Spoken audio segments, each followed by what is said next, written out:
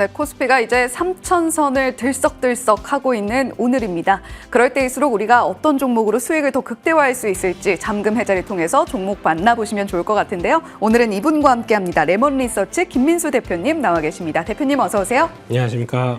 네, 김민수 대표님과 이전에 만나봤던 종목 리뷰 먼저 좀 진행을 해볼까 합니다. 5월 21일 만나봤던 비츠로셀인데요. 어제 기업가치 재고 공시가 나오면서 비츠로셀 주가가 4%에 육박하는 상승 흐름을 그렸습니다. 오늘은 살짝 좀 또 조정이 나오는데 이 기업은 저희가 최고가 기준으로 10.1%의 수익률 기록을 해주고 있습니다. 비츠로셀 오늘 조정 어떻게 보시는지 좀 궁금하고요. 앞으로의 전략은 어떻게 가져가면 좋을까요? 네, 추세는 크게 이상은 없는 것 같습니다. 그런 쪽에서 지금 나오는 분위기라고 하게 되면 여전히 뭐 여기저기 많이 쓰이는 수요처에 따라서 역시나 기대감은 좀 높은데 오늘 아마 그런 쪽인 것 같아요. 오늘 어제까지 해서 강했던 방산 관련된 쪽들의 모멘텀들이 좀 꺾이다 보니까 당연히 차익 매물 좀 나오는 과정이라고 봐야 될 것 같고요. 예. 근데 방산만 있느냐? 그거 아니죠. 오늘 만약에 S&T 에너지 같은 경우 다시 올라가면서 이제 또 가스 관련된 모멘텀들이 다시 붙는다. 그러면은 충분히 또 역할을 할 수가 있기 때문에 조정권 들어오게 되면 또 볼 수는 있겠지만 혹시나 지금 수익권 들어오는데 당장의 모멘텀들은 또 약간 좀 주춤할 수가 있겠죠. 그렇게 예. 보게 되면 뭐 좀 줄였다가 다시 보는 것도 나쁘지 않겠다라는 쪽에서 일단 그렇게 뭐 아직 뭐 끌고 가도 되는 상황이라고 봐야 될 것 같고요. 네, 그런 쪽으로 그냥 편하게 보도록 하겠습니다. 예, 목표가는 33,000원 제시를 해주셨었는데 목표가에 대한 추가 조정은 따로 없으신 거죠? 네, 그 정도는 계속 한 10% 정도 더 업사이드인데 남아 있다고 생각하고 있습니다. 네. 예, 비츠로셀에 대한 리뷰 처음으로 만나봤고요. 두 번째 리뷰 진행할 종목은 S&D입니다. 5월 28일 만나봤던 종목인데 이 종목 최고가 기준 상승률 보시죠. 54.6% 기록하고 있습니다. 우리가 삼양하면 불닭, 불닭하면 S&D를 떠올리게 되는데 이 종목 지금 최고가 기준 상승률이 워낙 높기 때문에 최초 목표가였던 12만 원 지금 초과 달성하고 있는 상황이거든요. S&D는 저희 보유자분들 그리고 신규 매수 고려하시는 분들 어떤 대응 좋을까요? 네, 많이도 올랐네요. 그러니까요. 네, 많이 올랐는데 여기서 신규로 사보시겠다. 제가 보기에는 나쁘진 않은데 예. 일단 많이 올랐기 때문에 당장은 뭐 변화가 나오기 좀 어렵겠죠. 그럼에도 불구하고 일단 삼양식품이 생각보다 지금 밀양 공장을 잘 가동을 하고 있기 때문에 시간도 늘어나고 거기다가 판매 개수도 올라가고 하게 되면은 당연히 거기 그러면 라면에 스프 당연히 들어가야 되겠죠. 그렇게 되면 예. 그것도 개수가 늘어나다 보니까 QA 확대 효과를 충분히 누릴 수 있다는 게 뒤늦게 반영되는 것 같고 지금 보여지는 실적은 무시하십시오. 아마 더 잘 나올 겁니다. 네, 그런 쪽에서 보게 되면은 기대감은 높은데 그게 이제 반영되면서 한 단계 한 단계 레벨업 되는 과정이라고 봐야 될 것 같고요. 이제 좀 올라오다 보니까 시총이 지금 현재 한 4천억대가 넘어가면서 살짝 어제 기준으로 넘어가면서 비싸다고는 볼 수 있겠는데 앞으로 나올 실적과 함께 나온다 그러면 조정시에는 계속 또 봐야 되는 게 삼양식품을 못 사겠다라고 생각하게 되면 이쪽까지 영역을 넘겨봐야 될 것 같고 또 작은 쪽에서 하나 회사도 라면 스프 회사가 있죠. 한해바로, 히네바로, 네, 뭐 거기 들어가는 스프 들어가는 회사도 하나가 있거든요. 예. 네, 그거는 비밀로. 다음에 너무 궁금한데요. 잠금 해제 또 한번 말씀을 드리도록 하겠습니다. 네. 예, 다음 잠금 해제 출연까지 또 기대감을 끌어올려 주셨는데 S&D의 최고가 기준 상승률을 보니까 김민수 대표님께서 말씀하셨을 때 살 걸이라는 생각이 듭니다. 지금 S&D 고려하고 계신 분들이라면 오늘 가격대에 매수하시기보다는 조금 눌렸을 때 고려해 보시는 것이 좋겠다라고 또 말씀을 해주셨네요. 자, 그러면 오늘 좀 아까우신 분들 잠금 해제 종목으로 어떤 종목 이야기해 주실지 더더욱 귀 쫑긋 세워주셔야 되겠습니다. 첫 번째 헤드라인 먼저 살펴볼게요. 자, 오늘의 첫 번째 헤드라인입니다. 국내 디지털 자산 시장이 들썩이고 있습니다. 바로 이것 때문인데요. 법제화와 지원책이 어떻게 나올 것이냐, 디지털 자산 시장 관련해서 STO, 스테이블 코인 관련한 종목들이 들썩들썩하고 있습니다. 자, 새 정부 출범 이후에 관심이 집중되고 있는 테마인데 그 기회는 어떤 종목, 어떤 기업이 가져가게 될까요? 네, 새 정부가 지금 노리고 있는 전략들은 가상화폐에 대해서 열려 있다라는 쪽에서 여러 가지 정책적인 부분들이 나오는 것 같고요. 그와 함께 이제 디지털 화폐 쪽에서 뭐 ETF도 만들고 가상화폐 ETF도 만들고 게다가 또 지역화폐도 들어오고 스테이블 코인도 우리뿐만 아니라 미국에서도 관심이 많죠. 네, 그런 쪽으로 나왔을 때 마지막으로는 STO까지 이제 조각을 퍼즐을 맞춰간다라고 하게 되면 진짜 조각이네요. 네, 조각 퍼즐 맞네요. 예, 그런 쪽으로 봤을 때 이쪽도 다음 이제 법제화되기 시작한다 그러면 정책적인 또 기대감이 확 올라올 수밖에 없는 그런 섹터다라고 하게 되면 이쪽도 같이 보자라는 쪽에서 아직 그렇게 크게 아직 덜 올라온 쪽은 STO다라고 하는 쪽에서 관련주 한 종목을 말씀드리도록 하겠습니다. 예, STO 스테이블 코인 일단 개념 자체가 다소 낯설긴 해서 우리가 투자를 하기까지 조금 주저하게 되는 경향도 있을 수 있는데요. 그 가운데에서 밸류 부담이 상대적으로 적은 종목은 무엇일지 오늘 주인공으로 바로 만나보겠습니다.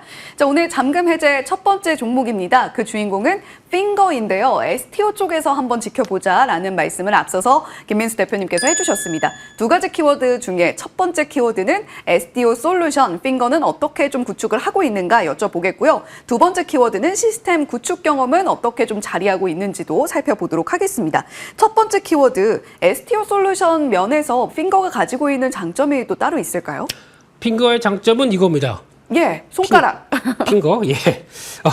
쪽에서 일단 STO 솔루션에 대해서 준비를 잘하고 있는 회사라고 보여주고 있습니다. 예. 그런 쪽에서 일단 STO를 발행하는 플랫폼이 있어야 되겠죠. 발행 플랫폼이라든가 또 장외 거래 플랫폼 이걸 미리 다 준비를 했기 때문에 IT 인프라에 대해서는 구축 관련된 쪽들은 나는 강하다라는 쪽으로 바라보고 있고 또 중요한 게 미들웨어 플랫폼이라고 합니다. 이게 뭐냐면은 지금 발행했던 토큰 증권 관련돼서 지금 얼만큼 총량은 얼마고 계좌 관리하고 하는 요 중간에서 단계를 볼 수 있는 이 플랫폼도 구축이 돼 있다 보니까 이거는 계좌 관리하는 그러니까 어떤 STO를 관리하는 쪽의 기관 쪽에서는 당연히 필요한 쪽이겠죠. 예. 그런 것들이 모두 갖춰 있기 때문에 그런 쪽에서 강점이 있다라고 하게 되면 가장 수혜를 보는 종목이 아닌가라는 쪽에서 포인트를 맞춰봐야 될 것 같습니다.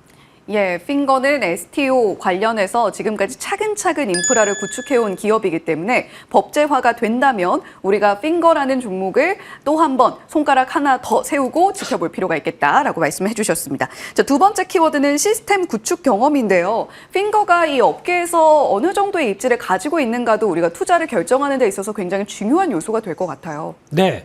일단 스테이블 코인 관련돼서 그리고 또 뭐 한때 지역 화폐도 마찬가지였겠지만 예. 발행과 관련된 쪽의 모멘텀을 본다라고 하게 되면 약간 저희가 레퍼런스가 좀 있어야 됩니다. 이제 무슨 얘기냐면은 나 이렇게 해본 경험들이 있다라는 쪽으로 보는데 한번 아톤이라는 회사가 주가가 급등할 때 보게 되면 그런 얘기를 많이 했었죠. 우리도 은행이나 증권사 쪽에 납품한 경험이 있다라는 쪽인데 거의 비슷합니다. 지금 아톤도 그러니까 이제 핑거도 지금 시스템 구축 관련돼서 국내 이뱅킹 그리고 또 핀테크 플랫폼을 20년 동안 해왔기 때문에 축적된 시스템 관련된 통합 느낌이 나는 모습들이죠. 그렇기 때문에 여기서 STO 플랫폼을 적용한다. 그러면은 기존에 지금 오늘 아침에도 나왔던 뉴스 중에 하나가 은행들도 스테이블 코인 발행에 대해서 열심히 좀 많이 고려하고 있다라는 쪽들이죠. 은행이 갖고 있는 자산을 통해서 그걸 담보로 스테이블 코인을 발행한다라고 하게 되면 가능한데 그게 이제 법적으로 이제 어떻게 되느냐라는 쪽들이 예. 있겠죠. 그러면 그거 관련된 쪽에서 그러면은 직접 하기는 뭐 하니까 이런 쪽에서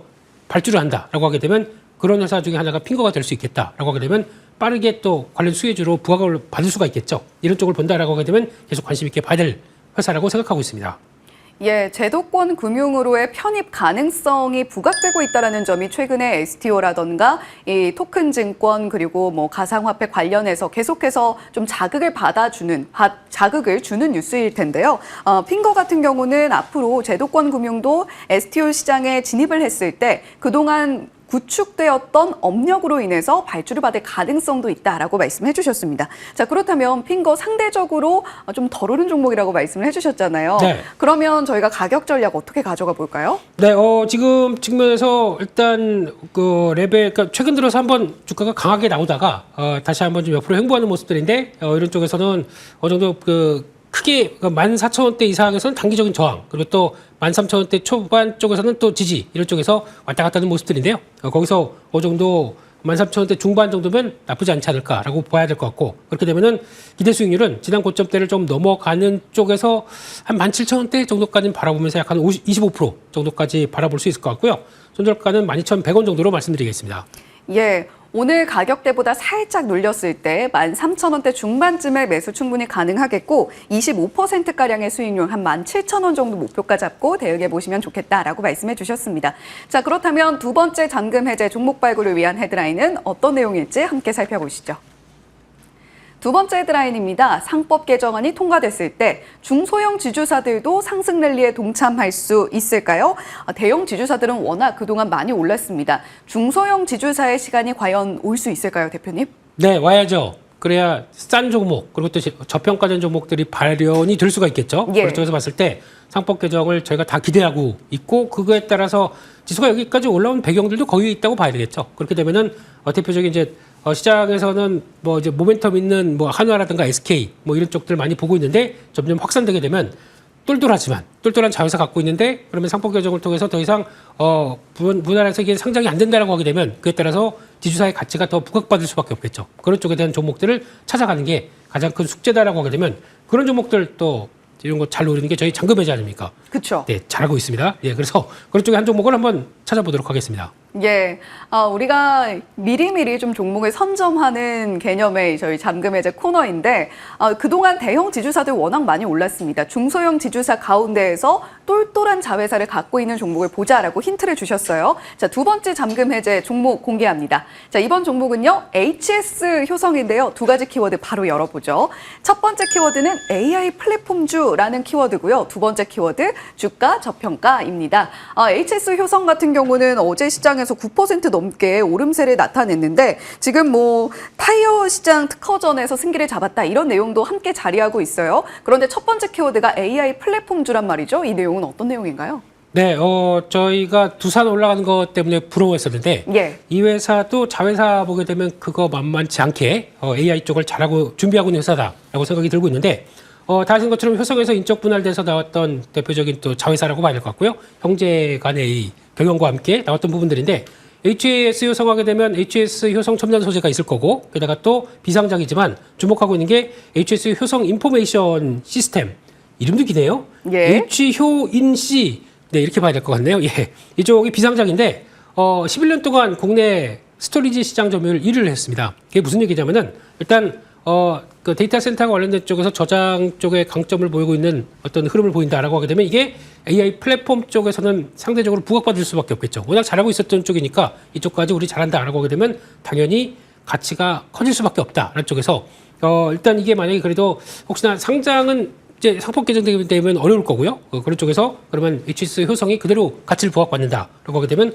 앞으로 기대감이 높다고 봐야 되겠죠. 네. 예, 오늘 HS 효성 어제에 이어서 오늘도 3%대 상승 흐름 나타나고 있는데요. 똘똘한 자회사를 갖고 있는 HS 효성의 가치, 앞으로 상법 개정안이 통과된다면 더욱더 기대해 볼 만하다라고 말씀해 주셨습니다. 자, 두 번째 키워드가 주가 저평가였거든요. 저희 가격 전략까지 함께 들어볼게요. 네, 일단 이익 이여금이 뭐 증권사 리포트에서 나오는 것처럼 작년 말에서 올해 1분기 말까지 했을 때 갑자기 확 늘었습니다. 이게 3천억기 넘는 쪽이 나오다 보니까 그게 배당 이익 가능 쪽으로 나오게 되면 아마 배당도 강하게 나올 수가 있겠다라는 쪽들로 바라보고 있고요. 이런 쪽에서 이제 이건 추정이긴 하겠지만 그래도 현실화된다라고 하게 되면 가장 높은 부분들이고 거기다가 PBR 지금 이렇게 올랐어도 0.4배입니다. 부담이 별로 없네요. 예. 네, 그렇게 되면 그런 쪽에 변화가 들어왔을 때 기대감을 높인다라고 봐야 될 것 같고요. 그런 쪽에서 한 7만 원대 밑집에는 계속 자리는 노려봐야 될 것 같다라고 바라보고 있는 쪽에서 목표가는 기대 수익률 한 35%까지 보고요. 한 9만 원대 정도까지는 바라볼 수 있겠다라고 봐야 될 것 같고 손절가는 5만 7천 원대로 말씀드리도록 하겠습니다.